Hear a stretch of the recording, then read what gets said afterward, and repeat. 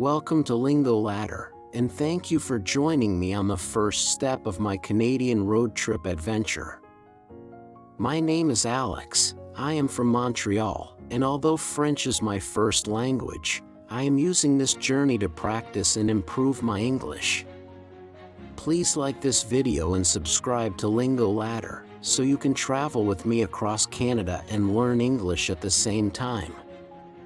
I began my journey in Montreal, a city famous for its mix of French and English cultures.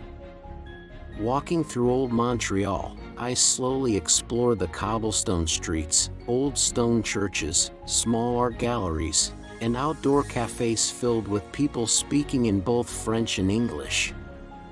The smell of fresh croissants and coffee mixed with the sounds of street performers playing guitars made the atmosphere feel warm and alive.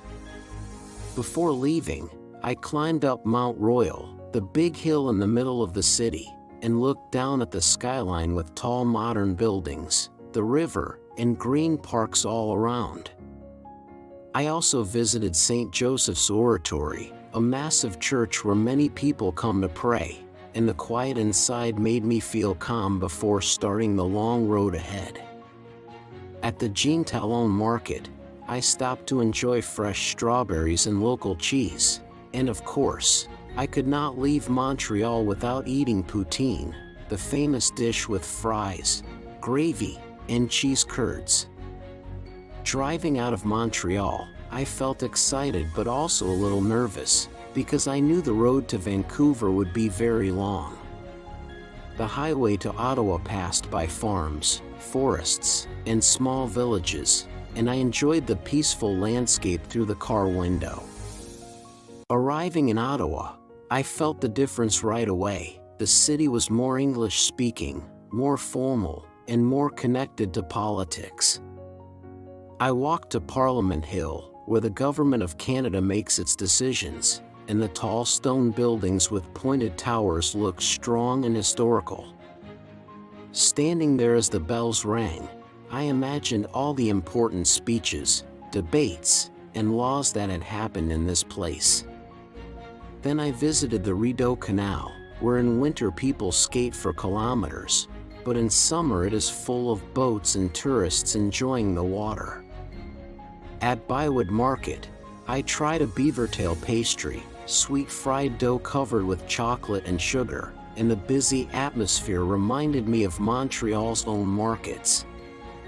I also stopped at the National Gallery of Canada, where a giant spider sculpture stands outside, and inside I admired paintings and Indigenous art that showed Canada's long and diverse history.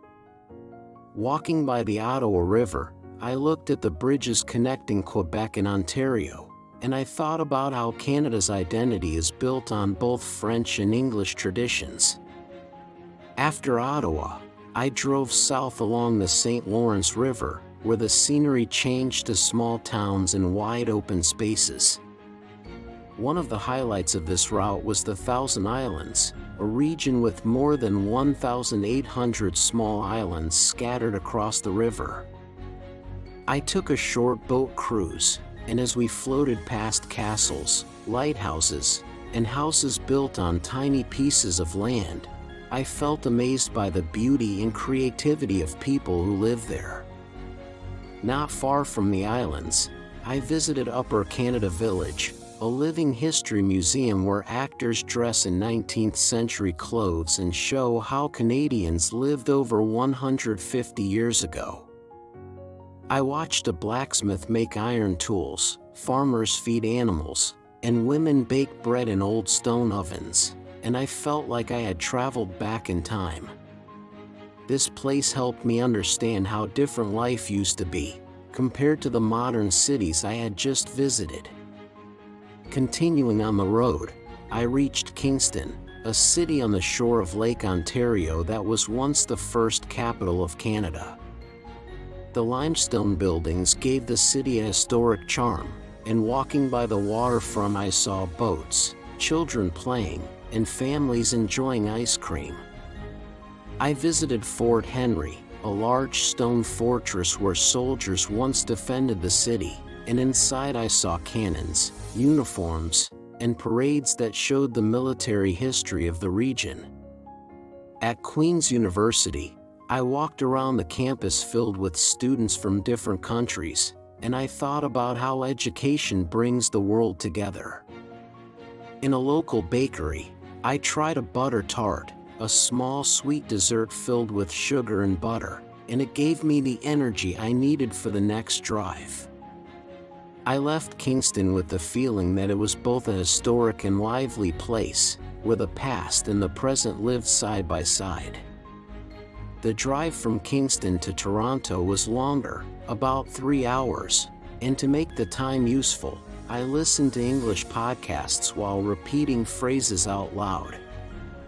Sometimes I practiced difficult words, sometimes I repeated whole sentences, and with every kilometer I felt more confident speaking in English.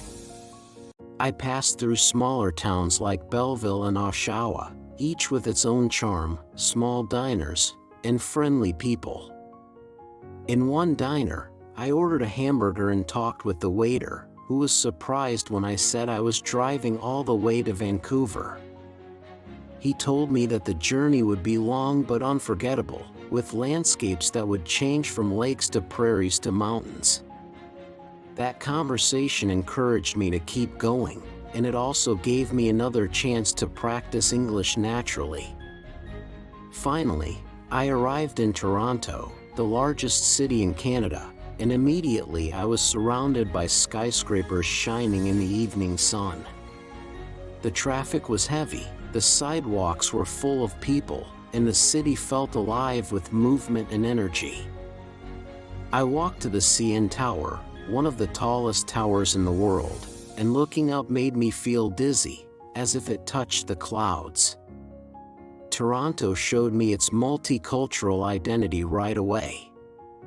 On the streets, I heard Chinese, Hindi, Italian, Arabic, Spanish, and many other languages, and I realized how people from all over the world call this city home.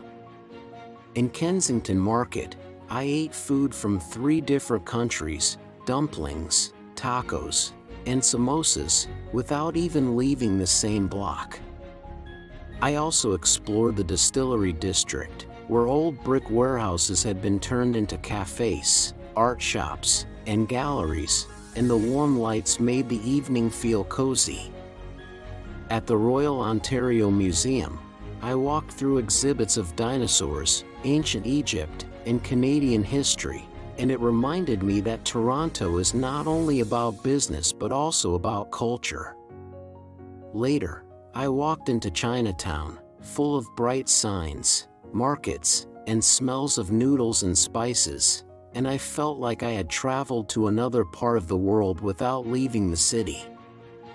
At night, I returned to the waterfront, where the lights of the skyscrapers reflected on Lake Ontario, and street musicians played guitars while families enjoyed the cool breeze. Couples walked slowly, children laughed, and I felt happy to end my first day of the road trip in such a lively and beautiful place. Toronto had given me not only sights but also sounds, tastes, and feelings that I would never forget. Before going to bed, I thought about everything I had seen so far. Montreal had been creative and European in style, Ottawa had been serious and political, Kingston had been historic and charming, and Toronto had been modern and multicultural. Each city felt different, but together they told me that Canada is a land of many stories, not just one. This first part of my road trip showed me that traveling and learning English can happen at the same time. Every conversation, every podcast, and every new experience gave me a chance to practice and grow. I was only at the beginning of my journey, but I already felt stronger, braver, and more connected to my country. Thank you for joining me on this first adventure from Montreal to Toronto. If you enjoyed this video, please like, comment, and subscribe to Lingo Ladder, and don't miss the next episode where I continue my road trip across Canada.